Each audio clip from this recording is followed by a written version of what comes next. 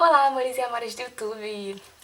O papo de hoje ele é um pouco sério, então eu vou fechar um pouquinho a cara, embora eu tô com uma maquiagem linda e reluzente de felicidade. Eu acho que com os... Puta que pariu! Eu acho que com os assuntos tão pesados que a gente tá vendo essa semana, eu não poderia deixar de gravar um vídeo que fosse um pouco relacionado, assim. E hoje eu vou falar sobre saúde mental. Do you ever feel like a plastic bag? E aí muita gente pode se perguntar o que os últimos acontecimentos têm a ver com saúde mental. E eu digo, tudo. Eu vou dar alguns exemplos pra vocês de como eu tô me sentindo esses dias. Com tudo o que saiu sobre essas questões do racismo, o fato do antifascismo estar sendo considerado um grupo terrorista pelo presidente dos Estados Unidos, o Donald Trump, isso tudo mexeu muito comigo, de uma forma não só em relação à empatia, porque eu sou uma mulher branca de classe média, então eu nunca sofri um preconceito relacionado à minha cor. Enfim, e aí eu vou começar a falar com vocês sobre o que é a ansiedade. A ansiedade, ou transtorno de ansiedade, é uma maneira com a qual você se sente ansioso para uma situação. Mas não ansioso tipo assim, amanhã eu tenho, sei lá, me apresentar e no pole, vai ser super legal, tô ansiosa, tô nervosa. Não é esse ansioso de bom, é um ansioso de ruim. É o transtorno de ansiedade puxado para doença psiquiátrica. O que muitas pessoas não sabem é que a ansiedade ela envolve vários sintomas que podem ser bem graves, como falta de ar, você sentir o coração acelerado, como se ele fosse sair pela boca. Às vezes, muitas pessoas têm irritações na pele. Eu já passei por isso de ficar bem vermelho e me coçando por causa da ansiedade, passando por uma situação de ansiedade. Enfim, tem muitos sintomas, assim. E às vezes a ansiedade pode evoluir para uma crise de pânico.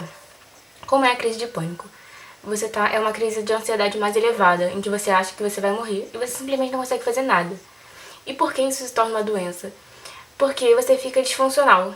Como que você vai fazer as suas coisas? Como é que você vai dormir? Como é que você vai comer? Se você tá ansioso por alguma coisa que pode acontecer de ruim. Geralmente as pessoas sentem muitas crises de ansiedade na rua e aí sentem a vontade de voltar pra casa porque lá em casa tá seguro. E comigo sempre foi ao contrário. Eu sinto as crises de ansiedade em casa, então a quarentena pra mim tá sendo o triplo, assim, de tudo que pode ter de ruim no mundo. Porque em casa eu me sinto super presa, sabe? Eu não sei nem explicar. Mas enfim, eu queria só explicar um pouco pra vocês o que é a ansiedade, o que é o transtorno do pânico, pra gente poder chegar no que é a depressão. Porque a depressão e os transtornos de ansiedade, eles andam juntos. Você não vai acordar um dia e simplesmente falar, nossa, estou depressivo. A depressão é um processo. Você começa com as crises de ansiedade, e essas crises de ansiedade vão cada vez mais te deprimindo. Você tem menos vontade de fazer as coisas, até que você não tem vontade nenhuma. A sua única vontade é de ficar deitado na cama, no escuro. Você não quer falar com ninguém, e etc. Mas isso foi só uma breve conceituação. Porque há muito tempo que eu venho pensando em fazer esse vídeo, é uma coisa muito delicada pra mim, mas eu gostaria de dividir com vocês, porque essa foi a forma com a qual eu comecei a tratar os meus transtornos psiquiátricos, quando eu li histórias de pessoas que dividiram os seus momentos pessoais. 2 anos atrás, em 2018, eu comecei a passar por uma série de eventos que foram puxando para uns lados da minha vida muito, muito, muito delicados. Eu tava viajando depois de um ano de vestibular, né? Que foi o terceiro ano do ensino médio, eu fiz junto pré-vestibular. Então a minha rotina era ir pro colégio às 7 horas da manhã, sair do colégio às 1h30 da tarde, correndo pro pré-vestibular, que a aula começava às 2 horas. De 2 horas eu ficava até às 8 horas da noite no pré-vestibular. Depois do pré-vestibular, eu ainda ir pra academia pra malhar, porque eu sempre tive essa preocupação muito forte com o meu corpo. E eu cheguei em casa tipo 10 horas da noite. E eu passei um ano inteiro assim e eu falei, mereço férias, mereço um descanso, não sei o quê. Fui pra Disney com a minha família, depois de um ano juntando dinheiro. E isso eu ainda vendia brigadeiro na escola pra poder juntar o dinheiro da viagem e tal. E quando cheguei na Disney e tal, depois de uma semana lá, a minha avó foi internada. Aconteceram uns problemas aqui enquanto eu tava lá. E assim que eu cheguei da Disney, ela veio a falecer. Eu pude ir no enterro, pelo menos. Mas, enfim, 2018 foi um ano pesado, porque ele já começou com uma notícia dessas. Daí, mais ou menos em maio, abril, maio, eu comecei a ter problemas com o meu relacionamento. Eu tive um relacionamento de 4 anos, que acabou em maio. De maio até agosto de 2018, foi mais ou menos isso o tempo. E, tipo, eu perdi minha avó, acabou um relacionamento de 4 anos. Tipo, pra mim foi muito pesado. Eu entrei em depressão e comecei a ter os transtornos de ansiedade. Mas só que eu não sabia muito bem o que estava acontecendo. Porque eu sempre fui uma pessoa animada, queria ficar na cama, não queria levantar pra sair com os amigos. Não queria fazer porra nenhuma. E aí eu comecei a falar, não, eu não posso ficar assim. O que vai acontecer, o que eu preciso fazer pra melhorar dessa situação. E aí eu comecei a ler algumas coisas, eu comecei a conversar com algumas pessoas, algumas amigas que tinham transtorno de ansiedade. E elas foram me contando, Carol, você tá com transtorno de ansiedade, você tá tendo todas as crises que eu já tive. Recomendo que você vá a um psiquiatra, uma psicóloga, pra você fazer um acompanhamento. E aí eu entrei pra faculdade também nesse ano. E a faculdade, eu escolhi um curso que exige muito da saúde mental. Eu não sei porquê, mas a biologia exige muito da saúde mental de todos os alunos. E eu fui começando a ter mais e mais crises, eu não conseguia lidar com as provas. E acabou que eu realmente fui procurar ajuda psiquiátrica e psicológica. Só que aí a gente começa uma trajetória muito complicada. Porque as doenças psiquiátricas, elas têm um preconceito muito grande, sabe? Tipo, as pessoas acham que quem vai ao psiquiatra é maluco, quem frequenta terapeuta é maluco, não sei o quê, quem toma remédio controlado. Isso não é uma doença, você é maluco, acabou. Mas é uma doença, gente, como qualquer outra. E tem tratamento.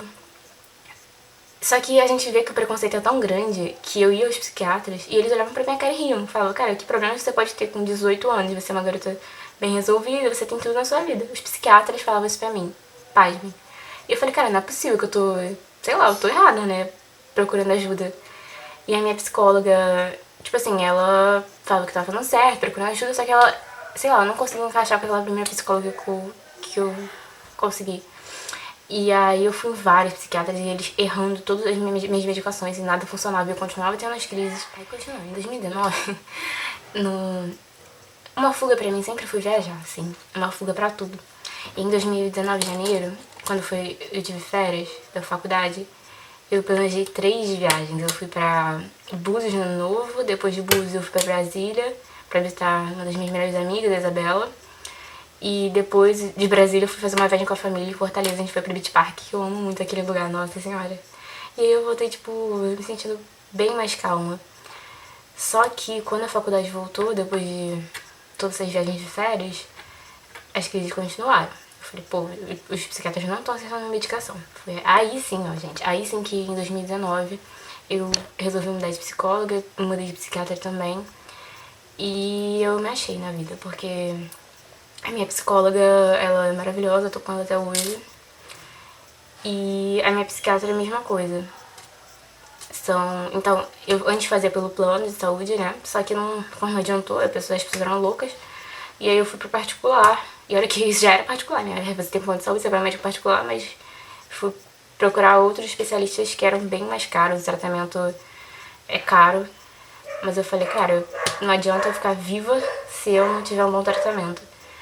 E eu achei bons profissionais. E eu recomendo pra todo mundo que faça terapia hoje em dia. Em relação a voltar à psiquiatra, porque a minha psicóloga, não tem nem o que falar dela, maravilhosa. Beijo, Bárbara. A minha psiquiatra, ela começou uma medicação pra mim que era basicamente um antidepressivo associado a os remédios SOS de ansiedade. Que é basicamente quando você... O tarja preta, quando você tá numa crise muito grande, você não tem... A respiração não tá funcionando, nada tá funcionando, a gente parte pra esse SOS, que é um remédio que te deixa totalmente drogada, se fala mesmo. Mas eu evito muito tomar, não é recomendado você tomar sempre, é só realmente quando você tá muito, muito mal. E aí que eu notei em 2019, nossa, realmente, a minha suspeita de depressão era, na verdade, um diagnóstico. Eu realmente estava com depressão, realmente estava com ansiedade. Isso realmente era um problema. E é um problema pelo qual eu luto até hoje. E essas informações, tanto do Covid-19, as mortes, tanto esses atos racistas... Cara, quando o Bolsonaro ganhou, eu tive uma crise péssima. são gatilhos, sabe? Pode parecer idiota, mas são gatilhos, porque eu perdi a esperança. Antes eu já perdi a esperança no Brasil, agora eu perdi a esperança no mundo. Então, isso deixa a gente sem ter pra onde ir, né? A gente fica encurralado de caralho, tá todo mundo fugido. Pra onde a gente vai fugir? Não vai fugir. Eu compartilhei um pouco da minha vida pessoal com vocês porque eu achei importante o exemplo, né, de que os meus gatilhos foram perder pessoas. Eu perdi minha avó. No meio do ano passado eu perdi minha cachorra. Eu terminei um relacionamento que era muito importante pra mim.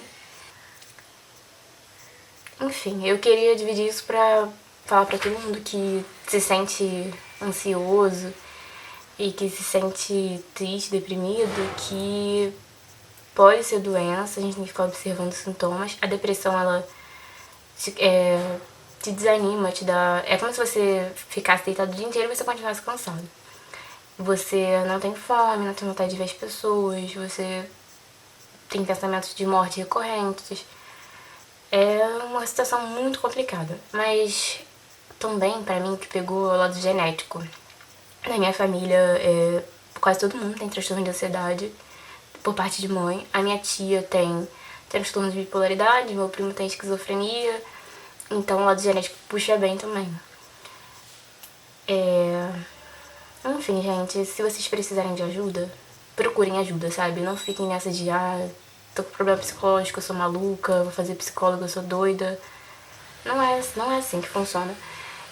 Preciso de ajuda psiquiátrica, procura ajuda psiquiátrica. Tem vários, as faculdades públicas, tem vários voluntários, as galera que tá se graduando e tal, que faz consultas a preço bem mais barato, que faz de graça, tem acompanhamento psicológico.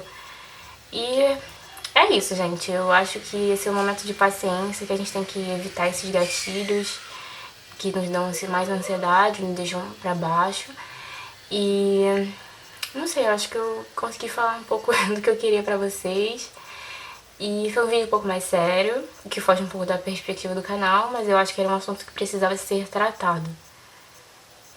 E se vocês precisarem conversar comigo, tiverem dúvidas do que... em relação ao que vocês estão sentindo, porque tem alguns amigos que já chegaram pra mim sem saber o que era ansiedade, achando que estavam doentes de alguma coisa física, tipo assim, pô, tô muito nervoso, eu tô com uma tremedeira, sei lá, tô com Parkinson, tá ligado? Mas não é isso, é ansiedade. E realmente essas coisas elas pegam na gente de uma forma que eu não consigo nem descrever. É pesado. Então é isso, gente. Beijos. Inscrevam-se no canal e até semana que vem.